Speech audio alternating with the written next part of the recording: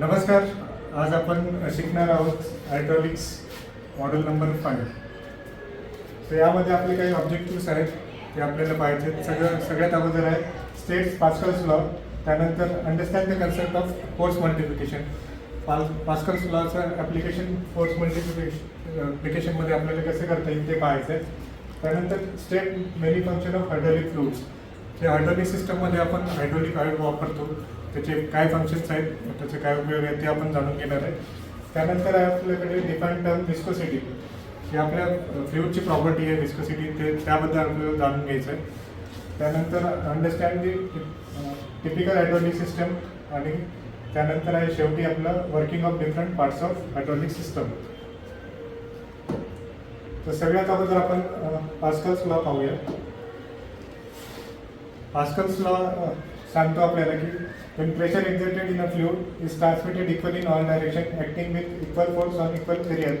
म्हणजे काय, जेव्हा आपण फोर्स एखाद्या लिक्विडमध्ये प्रेशर अप्लाय करतो तर तो प्रेशर सर्व दिशेने सारखा आणि सारख्या एरियावर सारख्या प्रमाणात म्हणजे सारख्या इंटेन्सिटीमध्ये अप्लाय होते. तर आपण एक उदाहरण घेऊया. समजा हे आपला एक कंटेनर आहे आणि त्यात आपण पाणी भरलेलं आहे आणि त्यात आपण एक ऑब्जेक्ट ठेवलेला आहे.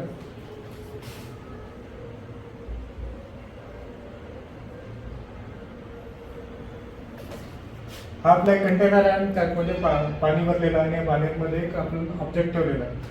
तर या ऑब्जेक्टच्या तिन्ही बाजूला जो प्रेशर ऍक्ट होईल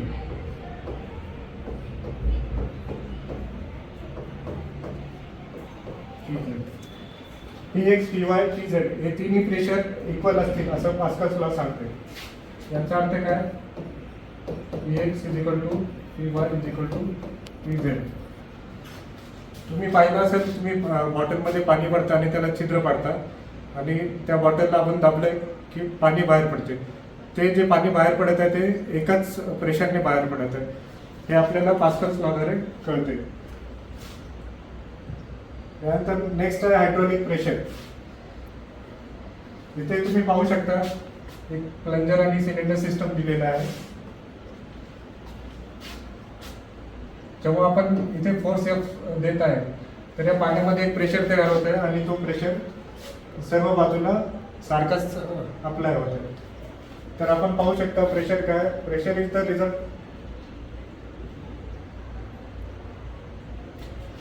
Pressure is the result of resistance offered to the compression when an incompressible oil medium is squeezed by application of force. म्हणजे काय, जेव्हा आपण एखादा इनकॉम्प्रेसिबल म्हणजे ज्या ऑइलला किंवा फ्लुइडला आपण दाबू शकत नाही त्याला आपण इनकॉम्प्रेसिबल म्हणतो.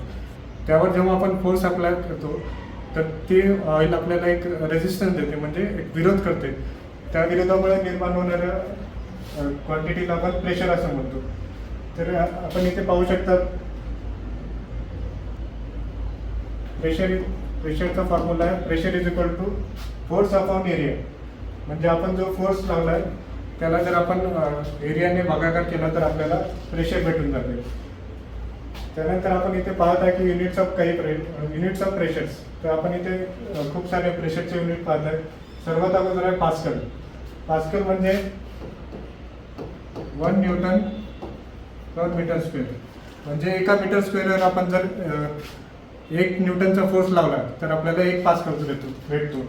आणि 1 बार = 100 × 10⁻³ म्हणजे 1,00,000 पास्कल्स असते. त्यानंतर दुसरा आहे किलो पास्कल. किलो पास्कल म्हणजे काय, जो आपला पास्कल आहे त्याला किलो म्हणजे 10⁻³. त्यानंतर मेगा काय 10⁻⁶. त्याप्रमाणे आपला बारमध्ये जर पाहायचं असेल तर 1 बार = 100 किलो पास्कल आणि 1 बार = 0.1 मेगा पास्कल. तसेच प्रेशरचे अजून काही युनिट्स आहेत, पाऊंड पर स्क्वेअर इंच, त्यानंतर kg पर सेंटीमीटर स्क्वेअर. आणि आपण जो डॉक्टरकडे BP तपासायचं यंत्र पाहतो त्यात जो लेवल राहतो आपला मर्क्युरीचा, तर त्या मर्क्युरीच्या हाईटने सुद्धा आपण प्रेशर मोजू शकतो. तर हे काही आपल्याकडे प्रेशरचे युनिट्स आहेत.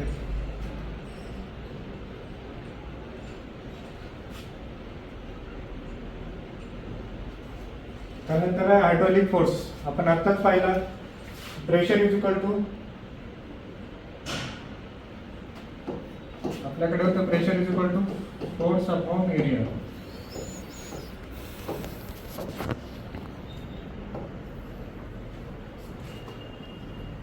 तर फोर्स करण्यासाठी आपण काय करू शकतो, force is equal to pressure into area.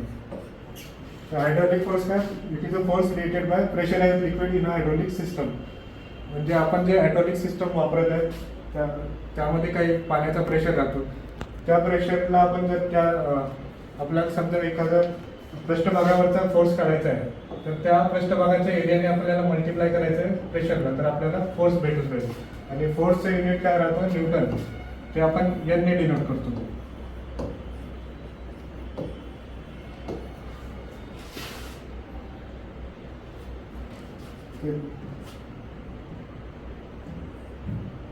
Next आहे आपलं फोर्स मल्टिप्लिकेशन. हे आपण जे आता मागे पास्कल्स लॉ पाहिलं त्याचंच एक ॲप्लिकेशन आहे. आपण आपल्या वर्कशॉपमध्ये पाहतो हायड्रॉलिक जॅक्स राहतात, किंवा मोठ्या मोठ्या मॉल्समध्ये आपण पाहतो की कार पार्क केली की आपली कार वर जाते. तर त्या ठिकाणी अशा प्रकारचे हायड्रॉलिक लिफ्ट वापरलेले जातात. तर आपण समजून घेऊया आपल्याला फोर्स मल्टिप्लिकेशन कसं भेटते. फोर्स मल्टिप्लिकेशन म्हणजे काय, की आपण समजा 1 किलोचं वजन ठेवत आहे, तर लिफ्टद्वारे आपण 100 किलो वजन उचलून घेऊ शकतो. ते कसं उचलू शकतो आपण, ते आपण या फिगरद्वारे, या आकृतीद्वारे आपण समजून घेऊया. तुम्ही या ठिकाणी पाहत असाल आपण एक F1 फोर्स लावत आहे. हा F1 फोर्स आहे. हा जो प्लंजर आहे याचा एरिया आहे A1 आणि या साईडला आहे याचा एरिया आहे A2. आणि समजा या कारचं वजन आहे F2.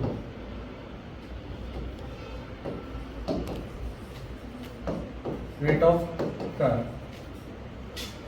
त्या उदाहरणामध्ये आपण पाहू शकता की A2 जो आहे तो A1 च्या 10 टाइम्स मोठा आहे. म्हणजे तर आपण मागे पाहिलं की पास्कल्स लॉ काय सांगते, आपण जर फ्लुइडमध्ये एका ठिकाणी प्रेशर लावला तर तो प्रेशर न बदलता तसंच सगळीकडे समान लागतो. तर आपण इथे पाहू शकता या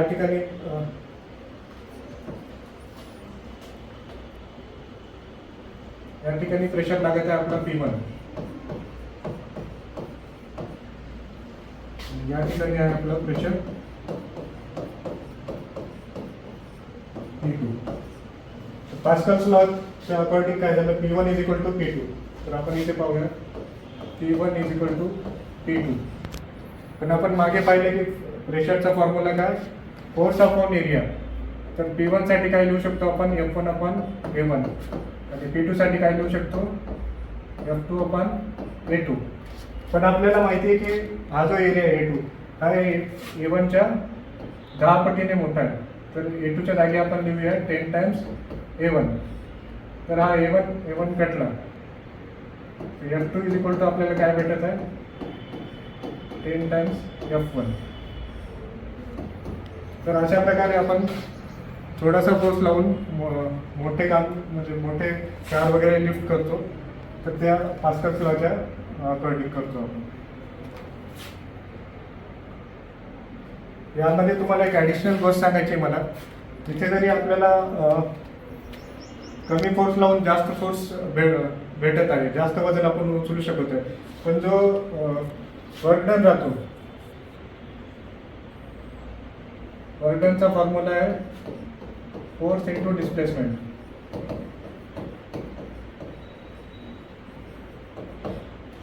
म्हणजे आपण जर फोर्स लावला तर तो ज्या ऑब्जेक्टला आपण फोर्स लावतोय तो किती डिस्प्लेस करत आहे त्यावरून आपल्याला त्या दोघांचा जो गुणाकार आहे त्याच्यावरून आपल्याला वर्क डन भेटते. तर या ठिकाणी आपल्याला जो वर्क करायचा आपल्याला F1 पासून, तर तो वर्क डन जास्त राहील. तुम्ही पाहिला असेल की आपल्याला जो लिफ्ट वगैरे आहेत हायड्रॉलिक लिफ्ट, तर आपण जे फिरवतो त्या हँडल लिव्हरने, तर आपल्याला जास्त फिरवावं लागते. म्हणजे काय, आपण जास्त डिस्टन्स ट्रॅव्हल करत आहे. समजा हा डिस्टन्स D1 आहे, तुम्ही समजा हा डिस्टन्स 2 मीटर ने डाऊन गेलात तर हा तुमचा कार, एक एक्झाम्पल सांगत आहे मी तुम्हाला, की 200 mm मूव्ह होईल. तर अशा प्रकारे तुम्हाला जरी इथं फोर्सचं ॲडव्हान्टेज भेटत असेल तरी वर्डन आपलं सेमच राहणार.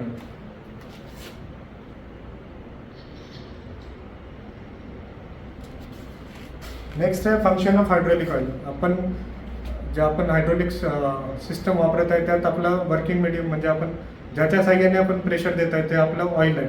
तर त्या ऑइलचे आपल्याला वेगवेगळे फंक्शन जाणून घ्यायचे, त्याचे काय कार्य आहेत ते जाणून घ्यायचे. तर ऑइल आपण वापरतो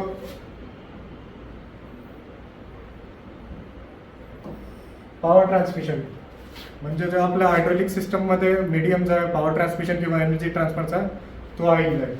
तो हा सर्वात महत्त्वाचा फंक्शन आहे आपल्या हायड्रोलिक ऑइलचा. त्यानंतर आहे लुब्रिकेशन. आपण जे जनरली मशिनरीज वापरतो त्यामध्ये मुव्हिंग पार्ट्स राहतात, ॲक्च्युएटर्स राहतात, पिस्टन सिलेंडर राहतात. त्याच्यामुळे काय होतं, घर्षण तयार होतं पिस्टन आणि सिलेंडरमध्ये. तर त्या ऑइलमुळे त्याला लुब्रिकेशन भेटतं आणि ते आपलं जे घर्षण आहे ते कमी होतं.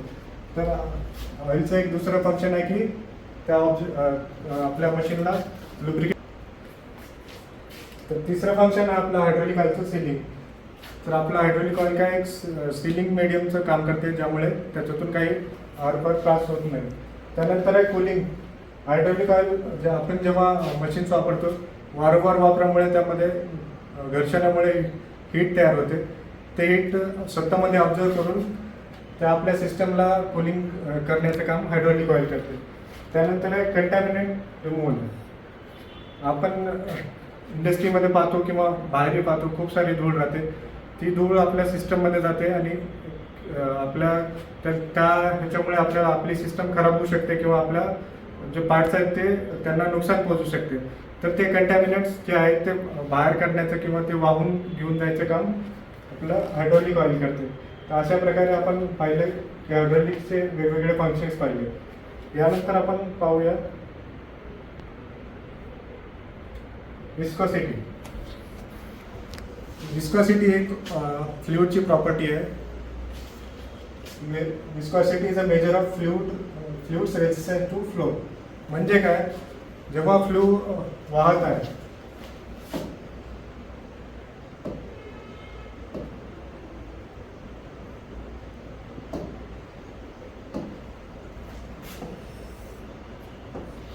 समजा एक पृष्ठभाग आहे आपल्या कंटेनरचा, याच्यावरती फ्लुइड वाहत आहे आपलं.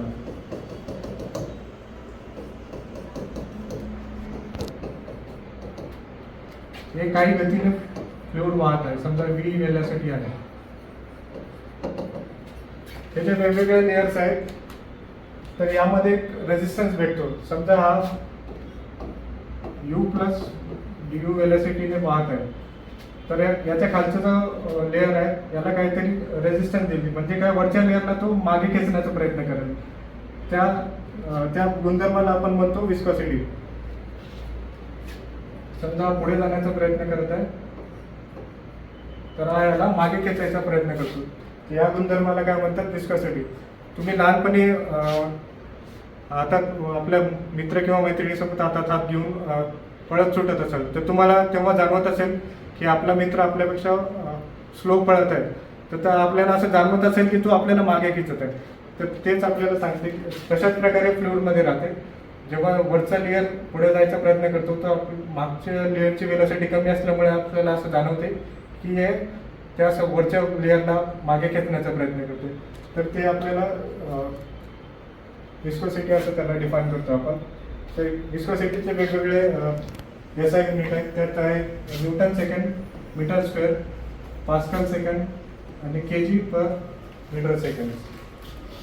तर तुम्हाला समजलं असेल की विस्कोसिटी काय आहे.